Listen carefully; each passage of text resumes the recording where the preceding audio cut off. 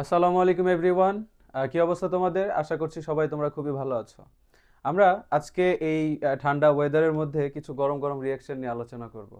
তো রিয়াকশন আলোচনা করার পূর্বে আমাদের বলতে হবে যে কোন অধ্যায়ের কি রিয়াকশন নিয়ে আলোচনা করব, তাই তো? আমরা আলোচনা করতে যাচ্ছি নবম দশম শ্রেণীর জীবাশ্ম জ্বালানি, অর্থাৎ আমরা যেটাকে অর্গানিক কেমিস্ট্রি বা জৈব যৌগ বলে থাকি, আমাদের কাছে পরিচিত ওই অধ্যায়টা নিয়ে আমরা আলোচনা করব। তো আমাদের প্রথমত জানতে হবে এই চ্যাপ্টারটাতে যে হাইড্রোকার্বন কি বা জৈব যৌগ কি। চল শুরু করা যাক। প্রথমত আমরা যেটা জানবো সেটা হলো হাইড্রোকার্বন।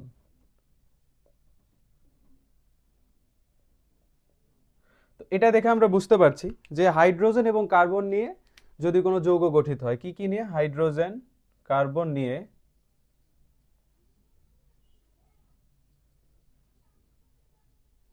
গঠিত যৌগই হলো কি? হাইড্রোকার্বন। এখন আর এই হাইড্রোকার্বনগুলো এই হাইড্রোকার্বন নিয়েই মূলত জৈব যৌগ অধ্যায়টাতে আলোচনা করা হয়েছে। এখন হাইড্রোকার্বন মূলত কয় প্রকার খেয়াল করো। হাইড্রোকার্বন হচ্ছে টু টাইপস, দুই প্রকার। হাইড্রোকার্বন কয় প্রকার? দুই প্রকার। এর মধ্যে একটা হলো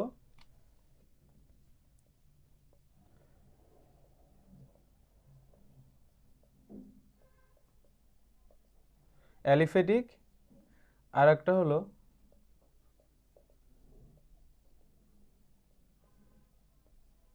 অ্যারোমেটিক।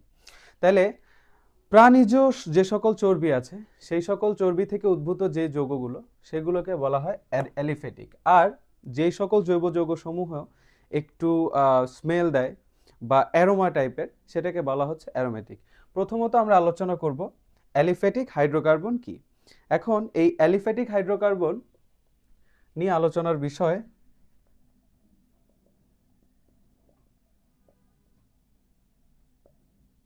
কি বললাম? প্রাণীজ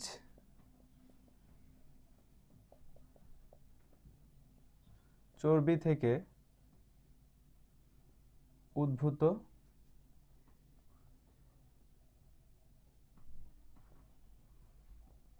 জৈব যৌগ। তাহলে অ্যালিফেটিক হাইড্রোকার্বনের আবার কি থাকবে? প্রকারভেদ থাকবে। অ্যালিফেটিক হাইড্রোকার্বনের প্রকারভেদ থাকবে, এটাও আবার দুই প্রকার। দুই প্রকার। এখন এই দুই প্রকার কি জিনিস? এই দুই প্রকার হলো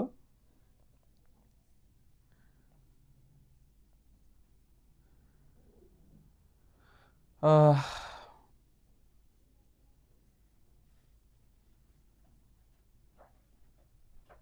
am I right or wrong? I think I am correct, right? So মুক্ত শিকল and হলো বদ্ধ শিকল।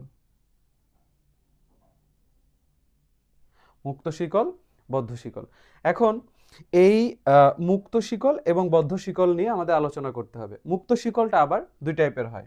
মুক্ত শিকল হাইড্রোকার্বন আবার টু টাইপস। একটা হলো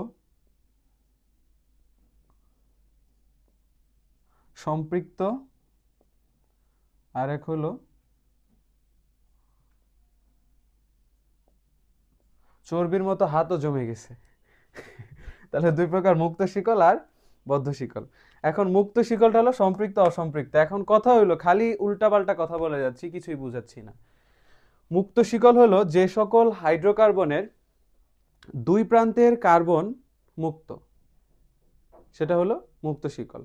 যেমন যদি এক্সাম্পল দিয়ে বুঝাই, এই মুক্ত শিকল হাইড্রোকার্বনের মধ্যে কি কি থাকতে পারে? মুক্ত শিকল হাইড্রোকার্বনগুলো হচ্ছে, যদি আমি বলি মিথেনের কথা, আচ্ছা দুই প্রান্ত যদি থাকে তাহলে ইথেন বলি, CH3 বন্ড CH3।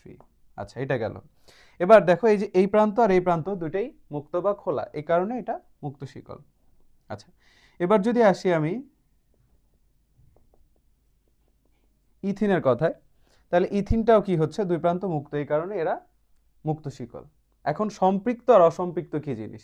সম্পৃক্ত হচ্ছে যেটা সিঙ্গেল বন্ড, রাইট?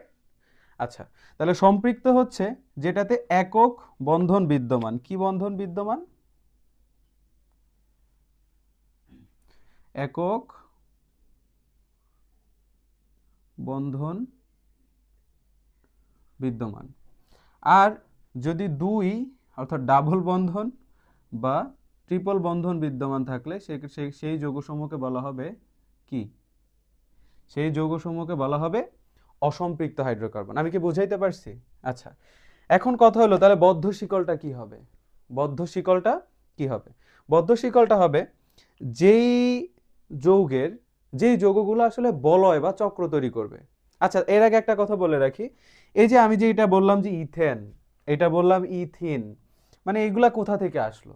এগুলো কোথা থেকে আসলো সেটা এর পরবর্তী ভিডিওতে আমি আলোচনা করব, যে কিভাবে এই জৈব যৌগগুলো আসে, এগুলো নামকরণ কিভাবে করতে হয়, তারপর এই জৈব যৌগগুলো কিভাবে রিয়াকশন করে, এবং এটা কিভাবে একটা সমগোত্রীয় শ্রেণী থেকে আরেকটা সমগোত্রীয় শ্রেণী, এখন আবার আরেকটা ক্যাচাল লাগাই দিলাম সমগোত্রীয় শ্রেণী, এগুলো আমি আলোচনা করব আস্তে আস্তে। আমি আসলে তোমাদের ফাউন্ডেশনটা ক্রিয়েট করতেছি এখানে, রাইট?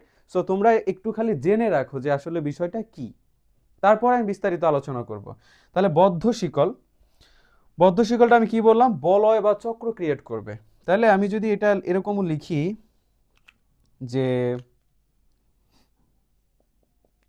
CH2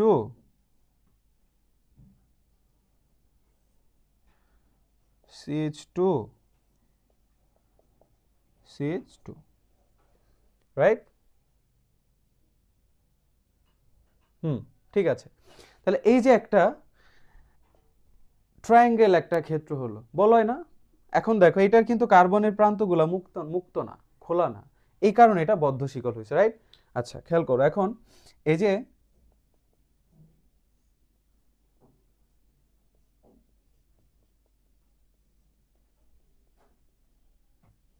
দেখো এইটারও কিন্তু মুক্ত না কার্বনের প্রান্তগুলো, তাই না? 2 প্রান্ত, 4 প্রান্ত, 3 প্রান্ত, যাই বলো না কেন, কোনোটা মুক্ত না। দ্যাটস ওয়াই এটা বদ্ধ শিকল। এখন এইগুলোর নামকরণ যদি আমি এখন লিখি, তোমরা কিছু বুঝবা না, এগুলোর নাম আমি পরে তোমাদেরকে শিখাচ্ছি একটু পরেই, মানে পরবর্তী ভিডিওতে আর কি। তো এটা দেখো, এটা হয়ে গেল কি, এটা 3 কার্বন থাকলে বলা হয় প্রোপেন। 3 কার্বন থাকলে কি বলা হয়? প্রোপ। দেখা যাচ্ছে? ওকে, ফাইন। তাহলে এটা হলো সাইক্লোপ্রোপেন, রাইট? আর এটা হলো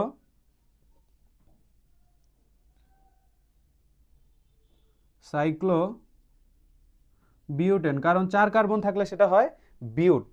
আচ্ছা, এখন এইটা দেখো, এটার মধ্যে কোনো ডাবল বন্ধন আছে? মানে দ্বিবন্ধন বা ত্রিবন্ধন নাই। সো এটা হলো সম্পৃক্ত, বদ্ধ শিকলের এটা সম্পৃক্ত সাইক্লোপ্রোপেন। আচ্ছা, এবার অসম্পৃক্ত হবে কিভাবে তাহলে? অসম্পৃক্ত হতে গেলে সেটাতে কি হওয়া লাগবে বলো তো? অসম্পৃক্ত হতে গেলে সেটাতে ডাবল বন্ধন বা ট্রিপল বন্ধন থাকা লাগবে। খেয়াল করো, তাহলে আমি যদি এটা লিখি এখানে CH2 CH লিখি, তাহলে কার্বনের হচ্ছে 4টা হাত বা যোজনী 4, তাহলে এখানে 4টা হয়ে গেল।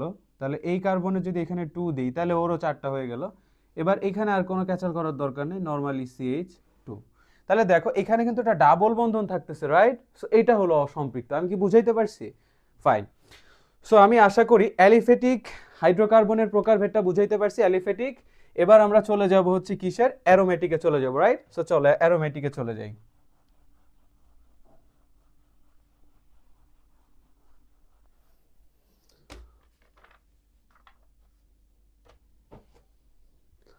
ওকে, অ্যারোমেটিক হাইড্রোকার্বনগুলো হলো অ্যারোমেটিক, অ্যারোমা মানে ঘ্রাণ, সুঘ্রাণ, এরকম। তাহলে ন্যাপথালিন চিনো তোমরা? ন্যাপথালিন বাসায় নিশ্চয়ই ন্যাপথালিন চিনবা। ওই আগের যুগে ট্রাঙ্ক ছিল, ওই দাদি নানিরা ব্যবহার করতো। দাদি নানি কারো বাচ্চা থাকলে জিজ্ঞেস করবো ন্যাপথালিন কি জিনিস, বা তুমিও দেখতে পারো ওই ট্রাঙ্কের মধ্যে করতো কি ন্যাপথালিন দিয়ে রাখতো। এতে কি হইতো? ওইখানে তেলা পোকা বা ওই যে সকল পোকা আর কি কাপড় নষ্ট করে, কাপড়গুলো নষ্ট হইতো না আর কি। আর ন্যাপথালিন হলো একটা উদ্বায়ী পদার্থ, ওই আলোচনায় না যাই, যেটা হচ্ছে কঠিন থেকে সরাসরি কিসে চলে যায়? গ্যাসীয় হয়ে যায়, রাইট? তরল হয় না। তাহলে এইগুলা থেকে কি হয়? ঘ্রাণ ছড়ায়। এগুলাই হচ্ছে অ্যারোমেটিক যৌগ। তাহলে অ্যারোমেটিক যৌগগুলো মূলত কি হয় জানো? অ্যারোমেটিক যৌগগুলো মূলত হয় 5, 6, 7 কার্বন বিশিষ্ট সমতলীয়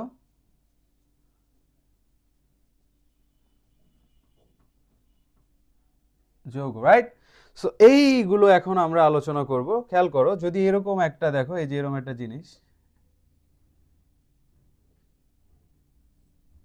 এই যে এটা হলো বেনজিন।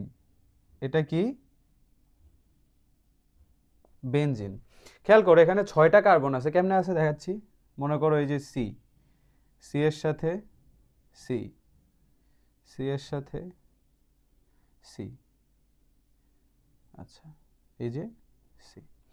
তাহলে এখন দেখো এইটা কার্বনের সাথে দেখো এখানে কয়টা, এই যে এটার সাথে একটা হাইড্রোজেন আছে, এটার সাথে একটা হাইড্রোজেন আছে, এটার সাথে একটা হাইড্রোজেন আছে, এটার সাথে একটা হাইড্রোজেন আছে, এটার সাথে একটা হাইড্রোজেন, এটার সাথে একটা হাইড্রোজেন। এখন এখানে দেখো ডাবল বন্ধন আছে, এই যে ডাবল বন্ড আছে। তাহলে এটা হলো আমাদের কি? বেনজিন। এটার সংকেত কি? সংকেত হলো C6H6। বুঝাইতে পারছি? দেখো তাহলে এই যে এই সকল যে যৌগগুলো আছে এগুলোকে বলা হবে অ্যারোমেটিক যৌগ। আরেকটা আছে, আমি এখন অত ভেঙে এটা আলোচনা করব না। দেখো এটা ন্যাপথালিনের কথা যেটা বললাম, তো ন্যাপথালিনটা এই যে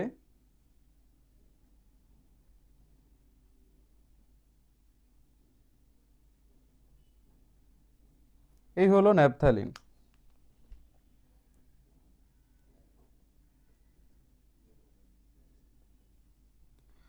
তাহলে প্রথমে যে কথাটা বলছিলাম এটা হলো ন্যাপথালিন, ঠিক আছে? তাহলে ওকে, তাহলে এটা ন্যাপথালিন, রাইট? এটা হলো C10H8। আচ্ছা, এটা ওইভাবে করে, এই যে এখানে কার্বন আছে, হাইড্রোজেন আছে, কার্বন হাইড্রোজেন, কার্বন হাইড্রোজেন, এইভাবে করে করা যায়। সো আমাদের এই যে জীবাশ্ম অধ্যায়টা যেটা, অর্থাৎ জৈব যৌগ, সেটার বেসিক আলোচনাটা আমি করে ফেললাম। এরপরে আমি চলে যাব হচ্ছে সমগোত্রীয় শ্রেণী। তার মানে হচ্ছে alkyne, alkane, অ্যালকাইন, aldehyde, alcohol, carboxylic acid, etcetera etcetera etcetera, এবং ওগুলো রিয়াকশন, রূপান্তর, হ্যাঁ, এগুলো নিয়ে আমরা পরবর্তীতে আলোচনা করব। ধন্যবাদ।